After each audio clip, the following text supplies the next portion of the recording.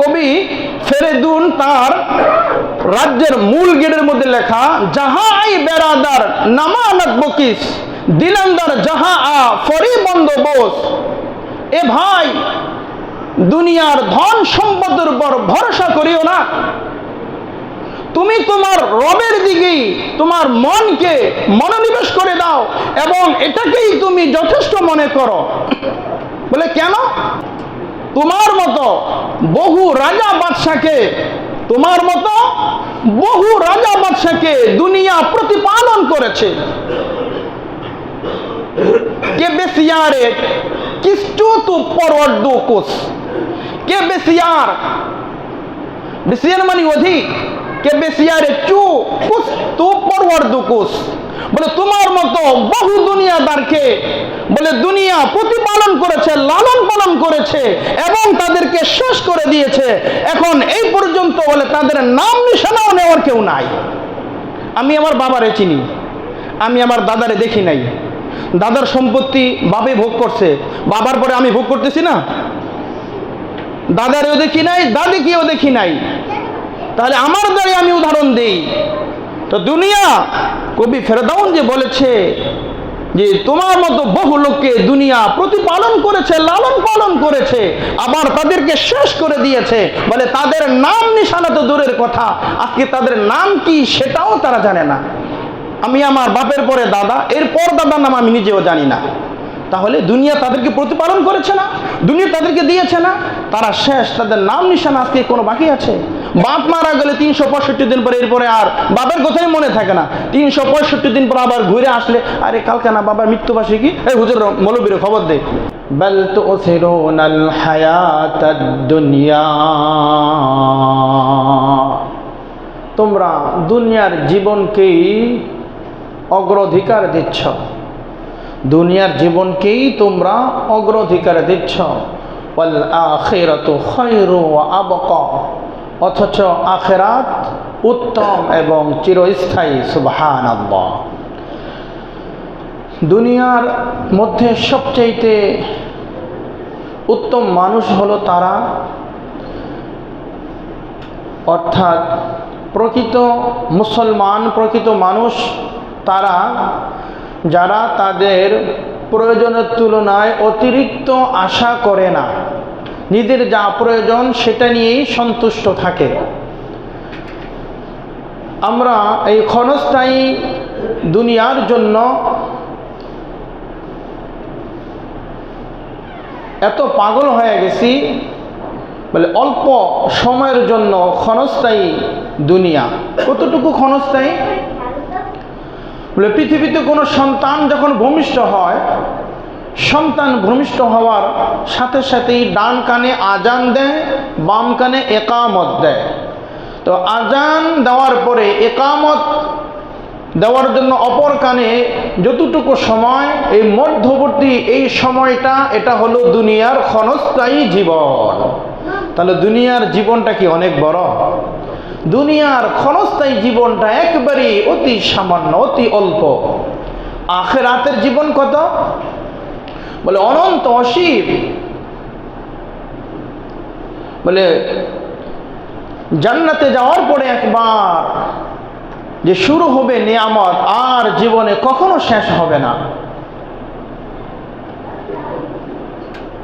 এই ক্ষণস্থায়ী দুনিয়ার জন্য আজকে আমরা একে অপরের সাথে প্রতিযোগিতায় লিপ্ত। ধন সম্পদ, টাকা পয়সা, গাড়ি বাড়ি ইত্যাদি ইত্যাদি বিষয়ের মধ্যে আল্লাহ রাব্বুল আলামিন বলতেছেন, আলহাকুমুত তাকাসুর হাত্তা যুরতুমুল মাকাবির। তাকাসুর শব্দের অর্থ হলো প্রচুর ধন সম্পদ, অর্থ সম্পদ। আলহাকুমুত তাকা, ধন সম্পদের প্রাচুর্যের প্রতিযোগিতা। ধন সম্পদ, টাকা পয়সা, গাড়ি বাড়ির একটা প্রতিযোগিতা বলে মানুষের ভিতরে ঢুকে গেছে। বলে এই প্রতিযোগিতা তাদেরকে একেবারে তাদের দুনিয়াকে ধ্বংস করে দিতেছে। এই প্রতিযোগিতা কতদিন পর্যন্ত থাকবে? আল্লাহ বলেন হাত্তা যুরতুমুল মাকাবির, বলে কবর পর্যন্ত। তাফসীরে কিতাবের মধ্যে লেখছে হাত্তা ইয়াতিয়াকুমুল মাউত, হাত্তা ইয়াতিয়াকুমুল মাউত, যে পর্যন্ত মানুষের মৃত্যু না আসবে, অর্থাৎ মৃত্যু পর্যন্ত মানুষ এই ধন সম্পদ এর প্রাচুর্যের প্রতিযোগিতায় মানুষ লিপ্ত থাকবে।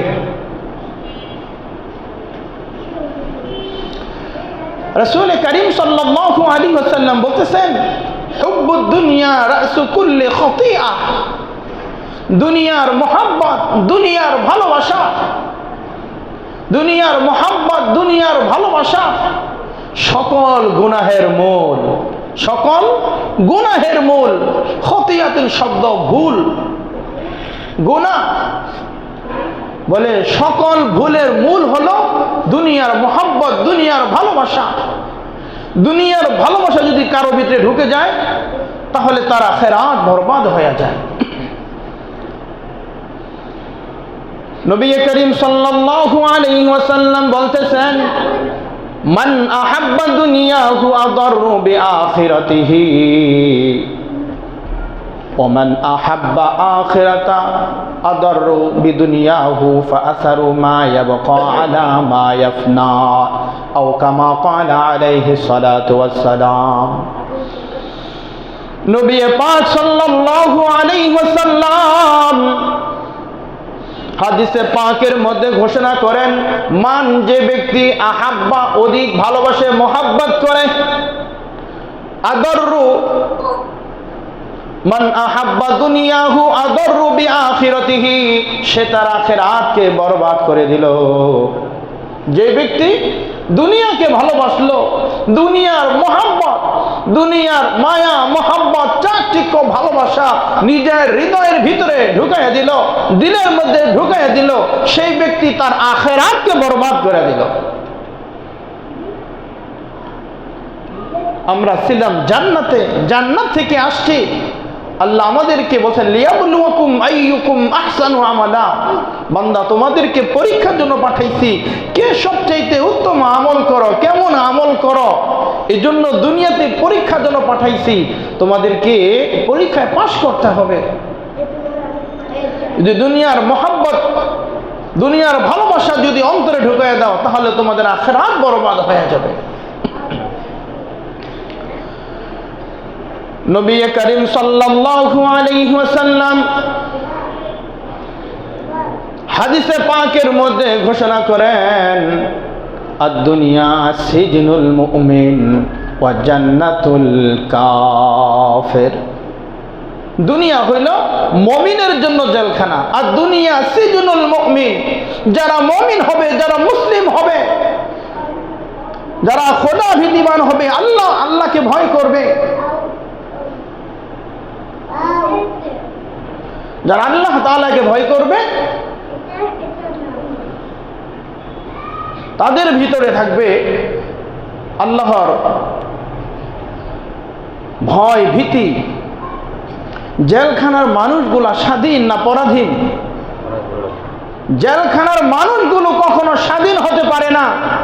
আপনাকে লকআপে ঢুকানোর পরে, জেলখানায় ঢুকানোর পরে আপনি মন চাইলেই মামা বাড়ি দৌড় দিবেন, মন চাইলেই শ্বশুর বাড়ি চলে যাবেন, সম্ভব?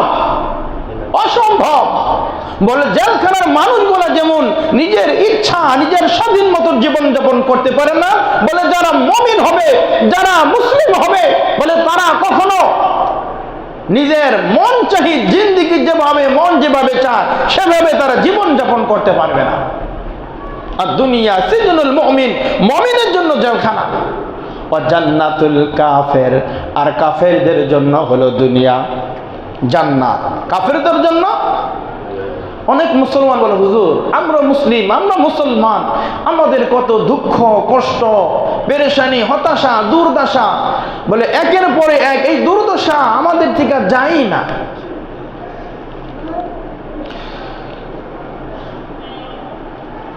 নবী করিম সাল্লাল্লাহু আলাইহি ওয়াসাল্লাম কাঁচা পাটির মধ্যে ঘুমায় আছেন। হযরত ওমর রাদিয়াল্লাহু তাআলা আনহু গিয়ে দেখলেন নবীজি সেখানে ঘুমিয়েছেন, বলে চাটার দাগ নবীজির এখানে লেগে আছে। হযরত ওমর গিয়া বলতেছে, ইয়া রাসূলুল্লাহ, রোম ফারস আমাদের চোখের সামনে, এই রাজ্য আমরা বিজয় করব, মুসলমানদের হাতে আসবে, মুসলমান এটাকে পাবে, এত কিছু থাকার সত্ত্বেও আল্লাহ তাআলা এত মাকাম, এত শান ইজ্জত আপনাকে দিয়েছে, আর আপনি দুজাহানের বাদশাহ, আপনি এই চাটের মধ্যে ঘুমায় আছেন, আপনার শরীরে দাগ, আপনার জন্য সুন্দর সুব্যবস্থা করে দেই।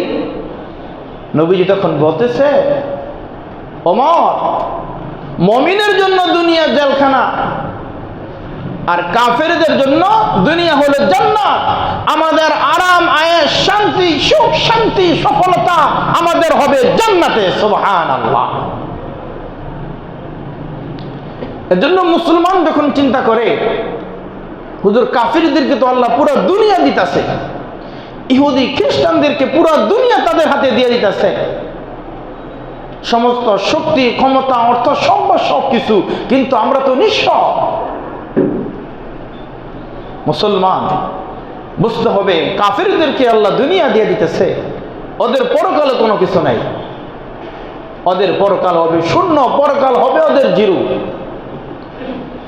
আর মুমিন যারা হবে, বলে মুমিনের সুখ, শান্তি, সফলতা, তারা শান্তি উপভোগ করবে তারা জান্নাতে। সুবহানাল্লাহ।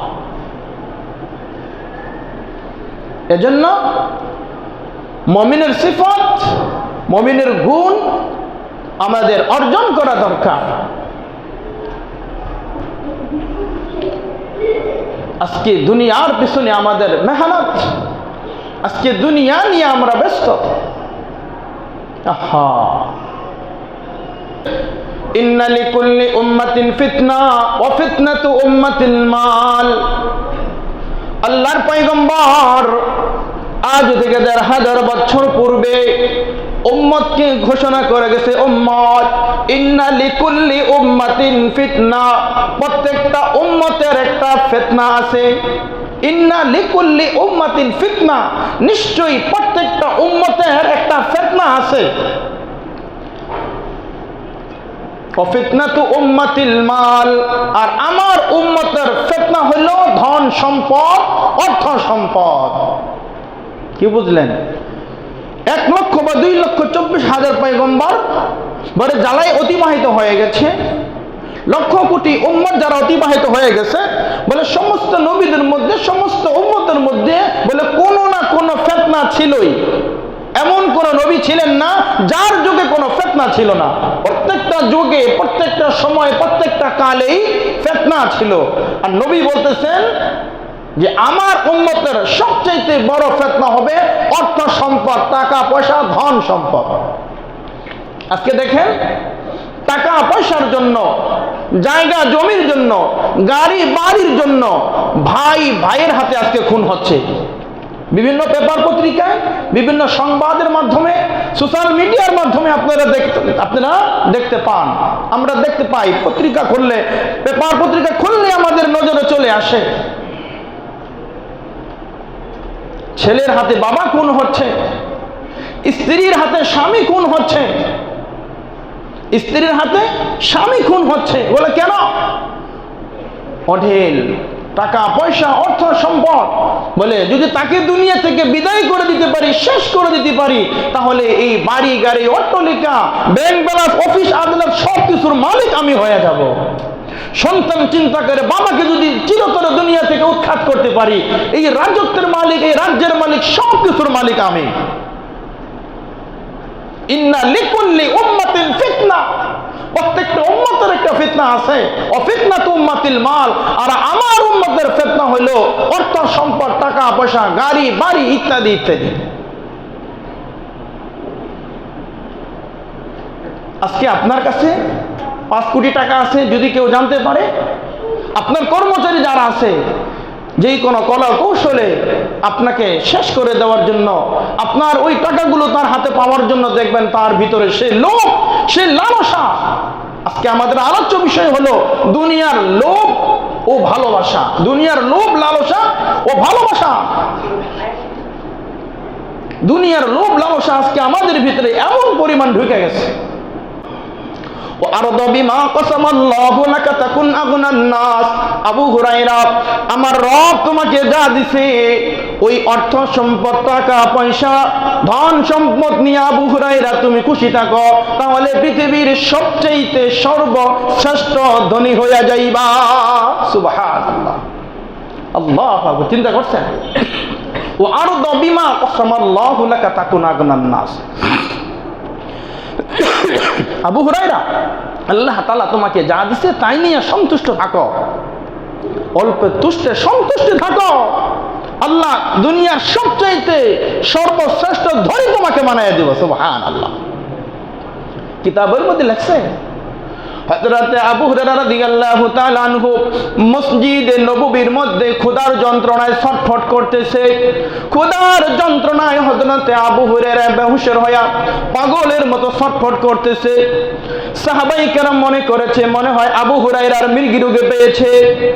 কেউ চামড়ার জুতা নিয়ে আসছে, কেউ চামড়া নিয়ে আসছে, বলে আবু হুরায়রা এই জুতার ঘেরান নেও, চামড়ার ঘেরান নেও রে আবু হুরায়রা, তাহলে তোমার মৃগী রোগ ভালো হয়ে যাবে। আল্লাহর পয়গম্বরের সাহাবী হযরত আবু হুরায়রা রাদিয়াল্লাহু তাআলা আনহু বললেন, ও নবীর সাহাবীরা রে, আমি আল্লাহর নবীর একজন সাহাবী, আমি কোনো মৃগী রোগী নয়, আমি অসুস্থ নয়, বলে আমি হলাম ক্ষুধার্ত। তোমরা মনে করছো আমাকে মৃগী রোগে পেয়েছে, আমি ক্ষুধার্ত। ক্ষুধার যন্ত্রণায় আমি ছটফট করতেছি। আহা। এরপরে আবু হুরায়রা বর্ণনা করে রেশমি কাপড়ের রুমাল দ্বারা হযরতে আবু হুরায়রা রাদিয়াল্লাহু তাআলা আনহু তিনি নাক পরিষ্কার করেছেন। সুবহানাল্লাহ। বলে কেন এমন হইল? ওই যে নবীর হাদিসকে অনুসরণ করছে, ও আরদ বিমা কসামাল্লাহু লাকা তাকুন আগনান নাস। আবু হুরায়রা, আল্লাহ তাআলা তোমাকে যা দিয়েছেন তাই নিয়ে যদি তুমি সন্তুষ্ট থাকো রে আবু হুরায়রা, তাহলে আল্লাহ তাআলা তোমাকে সবচেয়ে বড় ধনী বানাইয়া দিবে। ওগো নবীজি, আমার কোনো ব্যাংক ব্যালেন্স ছিল না, কোনো টাকা পয়সা ছিল না, অর্থ সম্পদ তেমন কিছু ছিল না। নবী গো, আপনার একটা হাদিসের উপর আমি আবু হুরায়রা আমল করেছি, যার কারণে আল্লাহ আজকে আমাকে এত ধন সম্পদের মালিক বানাইয়া দিছে। চিন্তা করছেন? আছে সেই অল্পে তুষ্টে সন্তুষ্টি, সেই সিফাত, সেই গুণ আমাদের মধ্যে আছে। সেই সিফাত, সেই গুণ আজকে আমাদের মধ্যে নাই। যদি অল্প কিছু টাকা কম হয়, বলে টাকার পাহাড় করার জন্য যেই লাইনে মেহনত করলে টাকা পাওয়া যাবে, চাই সেটা হালাল হোক, চাই সেটা হারাম হোক, চাই সেটা সুদ হোক, চাই সেটা ঘুষ হোক, চাই সেটা চাঁদাবাজি হোক, চাই সেটা ডাকাতি হোক, চুরি হোক, মানুষকে চিন্তায় করে হোক, যেই কোনোভাবেই হোক না কেন, আমার দরকার টাকা, আমার দরকার অর্থ সম্পদ। ও নবীর উম্মতেরা, সাহাবায়ে কেরাম থেকে শিক্ষা গ্রহণ করো। কি ছিল তাদের জীবন, কেমন ছিল তাদের জীবন? তাদেরও ছিল জীবন, আমাদেরও ছিল জীবন। ক্ষুধার যন্ত্রণায় কষ্ট করেছে, তবুও তারা হারামের দিকে যায় নাই, নাজায়েজ কাজের দিকে যায় নাই, অন্যের সম্পদ লুণ্ঠন করে নাই, অন্যের জায়গা জমিন দখল করে নাই।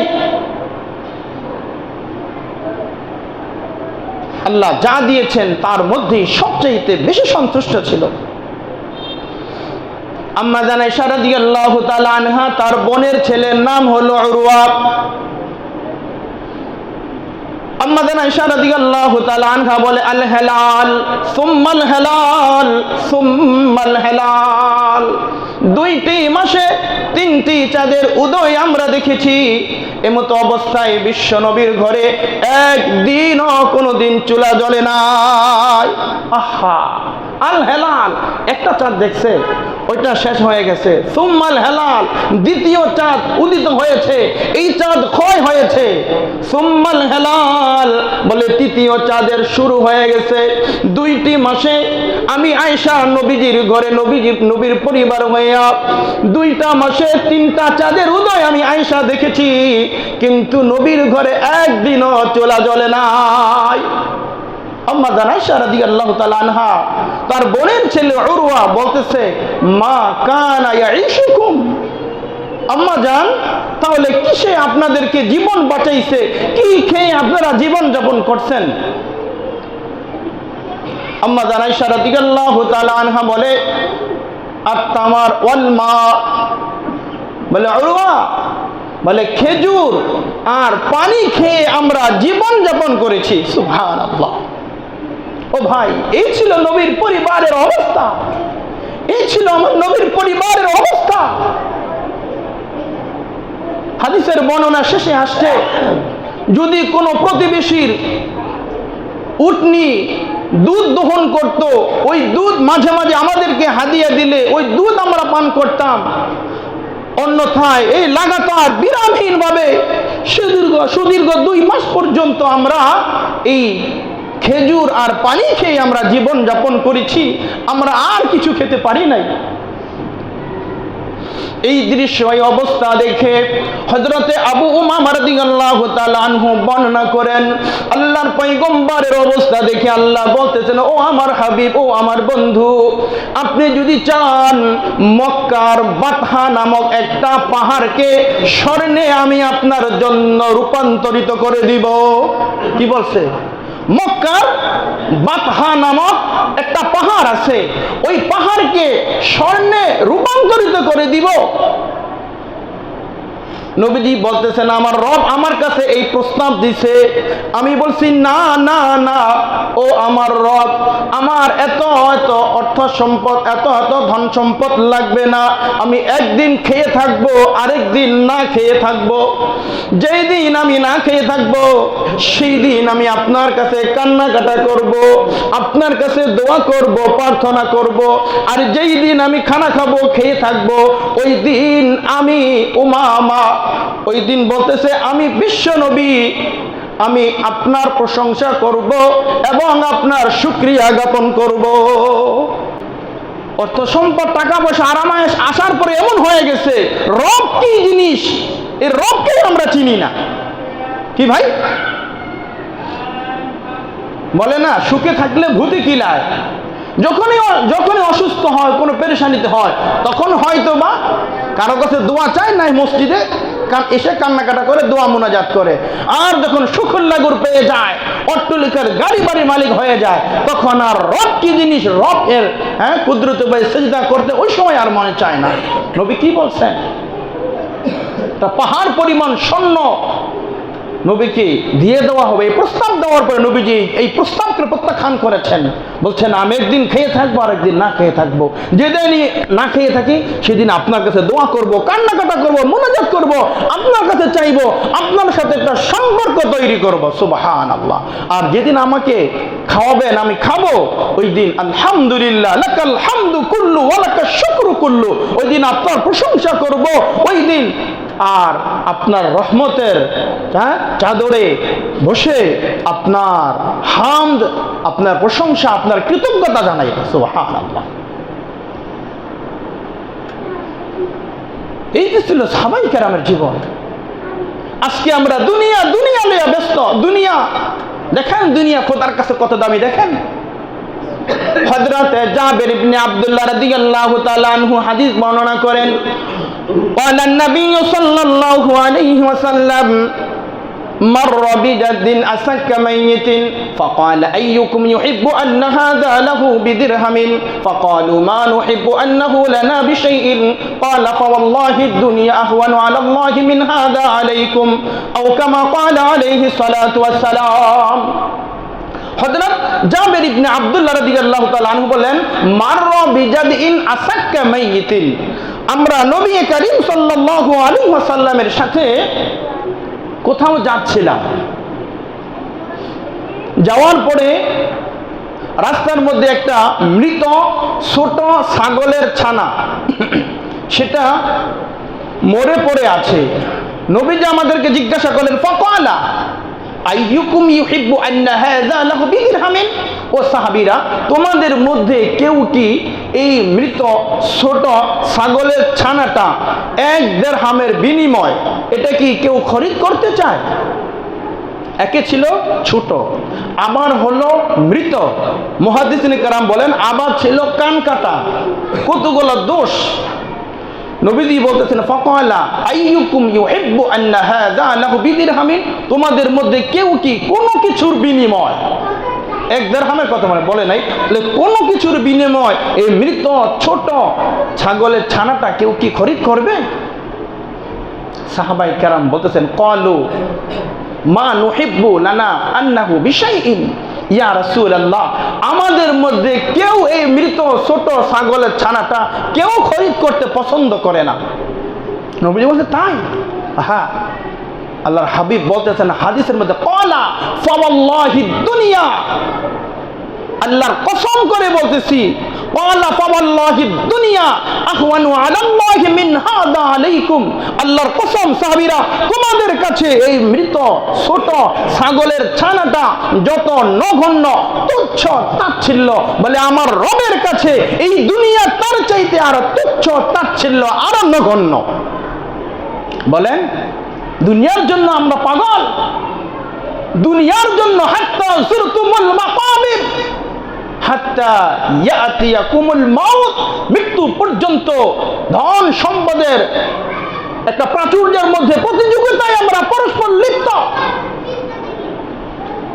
আর এই দুনিয়ার কথা বলতেছে আল্লাহ।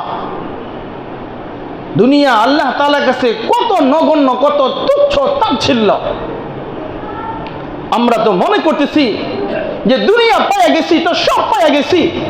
আল্লাহ তাআলা বলতেছেন, বলে সব তাবুক আসমান জমিনের তুমি সব কিছু পায়ে গেছো, তোমার রবকে তুমি পাও নাই। আমি রবের কসম করে বলতেছি, তুমি দুনিয়ার কোনো কিছু তুমি পাও নাই। দুনিয়ার সব পেয়ে গেছো, মহান রবরে পাও নাই। তুমি কিছু পাইছো? তুমি কোনো কিছু পাও নাই। দুনিয়ার কোনো কিছু তুমি পাও নাই, তোমার রবকে পেয়ে গেছো, বলে তুমি সব পেয়ে গেছো।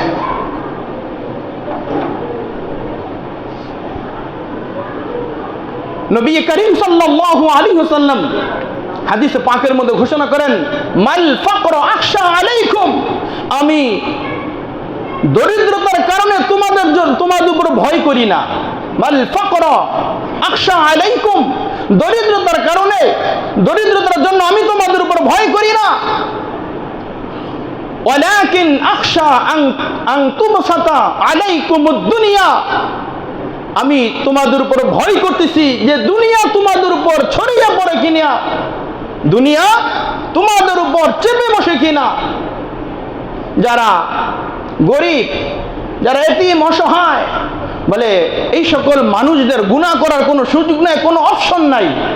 হ্যাঁ, বলে যাদের বাবার অঢেলে টাকা পয়সা, হালাল হারামের কোনো পার্থক্য নাই, তমিজ নাই, বলে এই জাতীয় সন্তানের এই নাইট ক্লাবে যাইতেছে, এরাই আজকে বিভিন্ন সিনেমায় আড্ডা দিতেছে, গুনাহ করতেছে। যে এতিম গরিব অসহায় দিন আনে দিন খায়, সে তো নিজেই খাইতে পারে না, সে গুনাহ কিভাবে করবে? মাল ফাকর আখশা আলাইকুম, দরিদ্রতার কারণে ভয় করি না। দরিদ্রতার কারণে মানুষ ঈমান হারাবে না, মানুষ হবে না, কিন্তু ধনাঢ্যতার কারণে, ধন সম্পদ অর্থ সম্পদের কারণে মানুষ ঈমান থেকে বেঈমান হয়ে যাবে। ঈমান থেকে মানুষ বেঈমান হয়ে যাবে। বলে তারপরে আমাদের দুনিয়ার ভিতরে আজকে আমরা ডুবে আছি, এখনো আমাদের চোখ খুলতেছে না। আমরা তো মনে করতেছি আল্লাযী জামা মালাহু ওয়া আদ্দাদা, মানুষ মনে করে আমি যে সকল অর্থ সম্পদ টাকা পয়সাগুলো সঞ্চয় করতেছি, জমাইতেছি, এগুলো বারবার মানুষ জমা করে আর গণনা করে। আল্লাযী জামা মালাহু ওয়া আদ্দাদা, আল্লাযী যে জামা জমা করে, মালান মাল অর্থ সম্পদ, ওয়া আদ্দাদা এবং গণনা করে। হ্যাঁ, শান্তিনগর ফ্ল্যাট, গুলশানে ফ্ল্যাট, হ্যাঁ, তারপরে কোথায় নারায়ণগঞ্জে ফ্ল্যাট, আরো কোন কোন জায়গায় খালি গণনা করে, টাকা পয়সা সব ব্যাংক বাস খালি হিসাব করে গণনা করে। আর কি করে? মনে করে কি ইয়াহসাবু আন্না মালাহু আখলাদা, ইয়াহসাবু আন্না, বান্দা এগুলা সঞ্চয় করে গণনা করে হিসাব করে, ইয়াহসাবু আন্না, সে মনে করে, ইয়াহসাবু আন্না মালাহু আখলাদা, এটা মৃত্যু পর্যন্ত, এটা কিয়ামত পর্যন্ত তার কাছে থাকবে তার কাছে। এটা যত গাড়ি বাড়ি মালিক হন, আপনি মারা যাওয়ার পরে অটোমেটিক একটা স্কেল পড়ে যাবে না?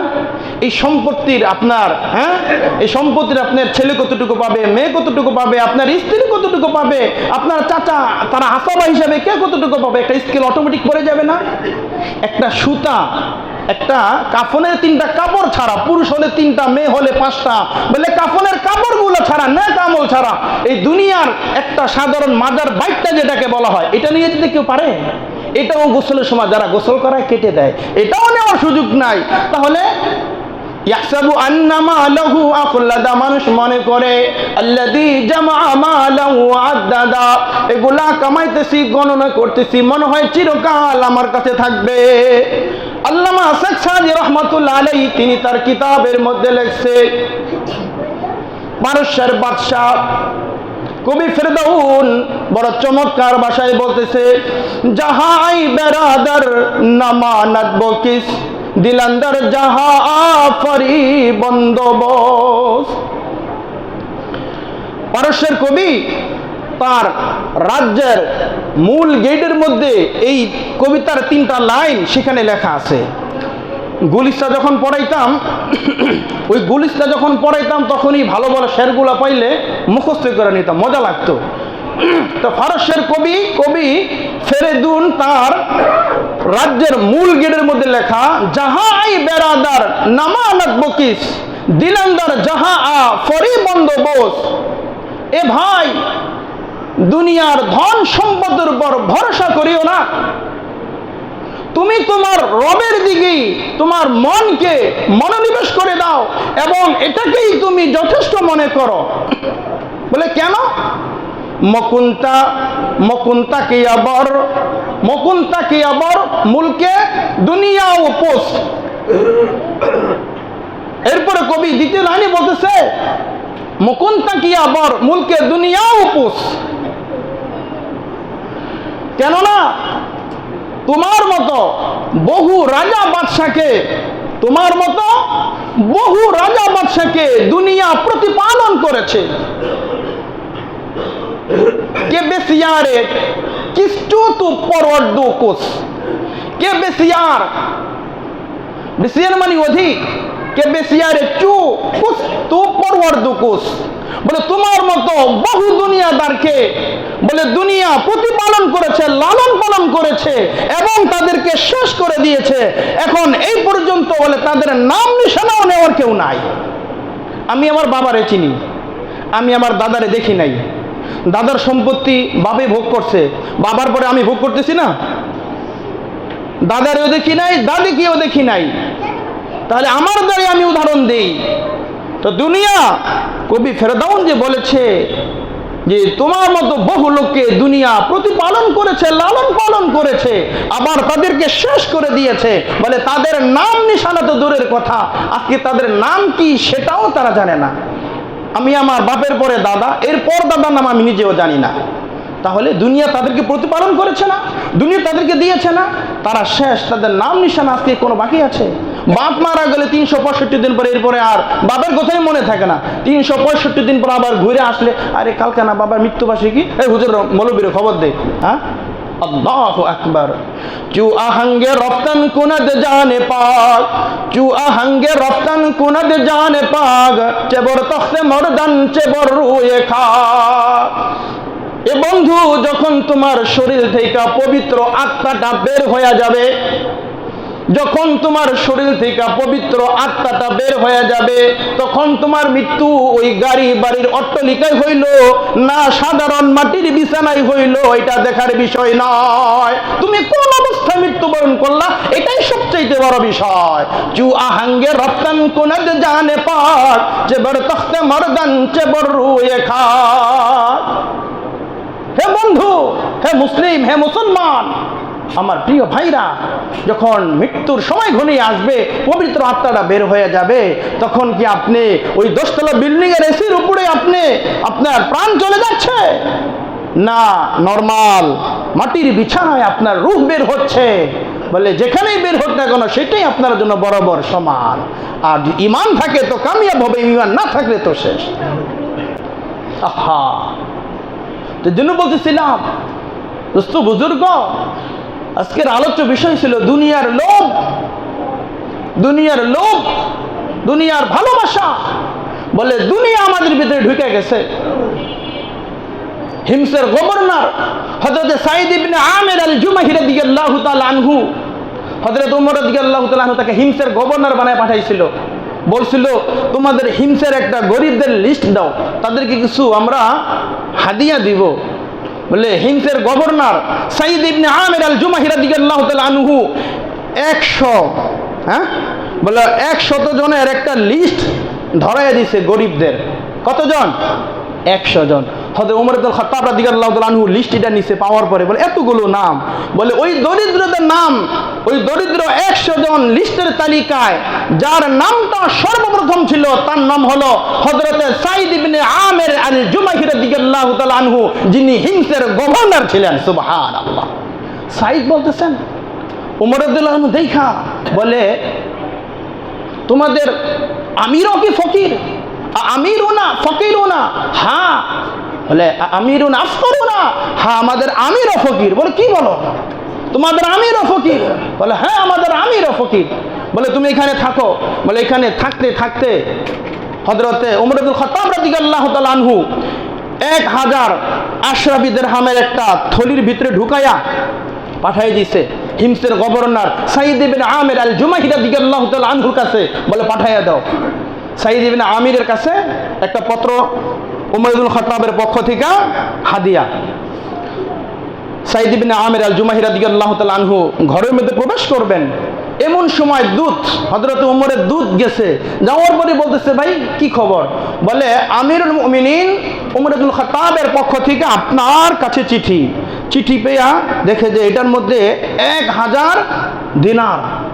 ইনি বলতেছেন ইন্না লিল্লাহ। এই জিনিসটা পাওয়ার পরে কেউ হাদিয়া পাইলে কি ইন্না লিল্লাহ বলে না আলহামদুলিল্লাহ বলে? বিপদের সময় না মানে ইন্নালে, মানুষ মরলে দুঃসংবাদ শুনে ইন্না লিল্লাহ। ঘর থেকে স্ত্রী বের হয়ে আসছে, হিমসের গভর্নর সাঈদ ইবনে আমিরের স্ত্রী বের হয়ে আসছে। কুতিলাম বলতেছে, হাল কুতিলাম মুসলিমুনা? বলতেছে কি হয়েছে? এমন একটা আওয়াজ করলেন, দুঃখের সংবাদ শুনে ইন্না লিল্লাহ পড়লেন। বলে সমস্ত মুসলমান কি যুদ্ধের ময়দানে শহীদ হয়ে গেছে? বিবি জিজ্ঞাসা করতেছে স্বামীরে। বলে বিবি না না, সমস্ত মুসলমান যুদ্ধে শহীদ হয় নাই। বলে হাল কুতিলা ওমর? বলে ওমরকে কি শহীদ করা হয়েছে? বলে না, ওমরকেও শহীদ করা হয় নাই। তাহলে কি হয়েছে বলেন? বলে ব্যাপারটা এর চাইতে আরো মারাত্মক। বলে এর চাইতে আবার মারাত্মক কি?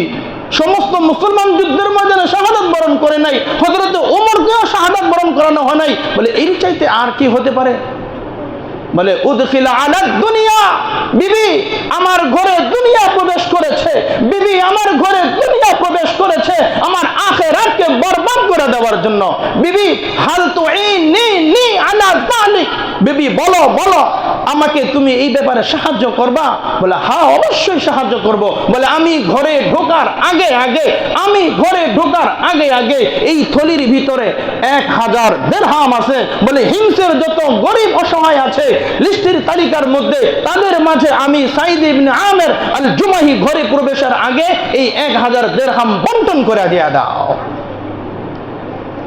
এই ছিল আমির, এই ছিল গভর্নর। চিন্তা করছেন?